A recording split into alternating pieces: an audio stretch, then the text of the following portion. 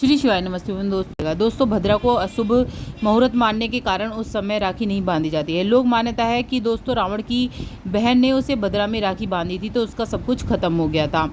दोस्तों कोई भी मांगलिक कार्य में पूर्व भद्रा का विचार करना आवश्यक होता है। भद्रा के पहले बाद के मुहूर्त में ही शुभ कार्य करने चाहिए। भद्रा ग्रहों के राजा सूर्यदेव की और उसकी पत्नी छाया की संतान है। भद्रा शनिदेव की बहन है और पौराणिक कथा के अनुसार दोस्तों भद्रा संभाव से ही आक्रामक और उथल पुथल करने वाली हैं।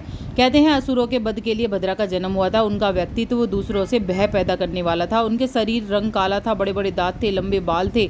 वह देखने में डरावनी लगती थी। कहा जाता है जन्म के बाद से ही वह उपद्रवी स्वभाव की थी। वे हवन यज्ञ मांगलिक कार्य में बाधा पहुंचाने लगी थी।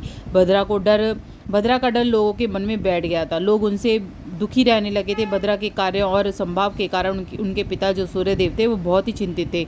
उन्होंने ब्रह्मदेव से भद्रा के बारे में बात करी थी। ब्रह्मदेव ने भद्रा को समझाया कि कहा कि तुम्हारे लिए एक समय तय किया जाता है, उस समय ही तुम्हारा वास होगा। तुम पाताल, स्वर्ग और पृथ्वी लोक पर वास करोगी। उस समय में जब कोई शुभ कार्य करेगा तो तुम उनके विघ्न नहीं डालोगी। ब्रह्मदेव ने ब्रह्मा को बालव आदि कारणों के बाद निवास का स्थान दिया। ब्रह्मदेव के सुझाव के बाद पंचांग में भद्रा का एक निश्चित समय तय हुआ और पंचांग में जब भी विशिष्ट कारण होता है तो भद्रा काल होता है। इस कारण से भद्रा की उत्पत्ति हुई और भद्रा लोक की पृथ्वी लोक की जो भद्रा हानिकारक मानी जाती है, जबकि स्वर्ग और पाताल लोक की भद्रा दुष्प्रभाव पृथ्वी लोक पर नहीं माना जाता है।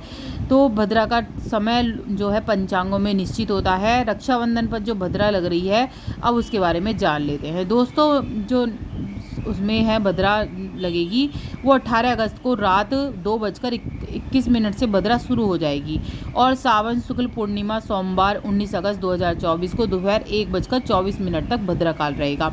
इसके बाद 1:40 से आप राखी बांध सकते हैं और 9 बजे तक राखी बांधी जाएगी। रात में भी ज़्यादा अच्छा नहीं रहता है राखी बांधना, इसलिए पहले ही बांध ले और 19 अगस्त को ही व्रत रखा जाएगा।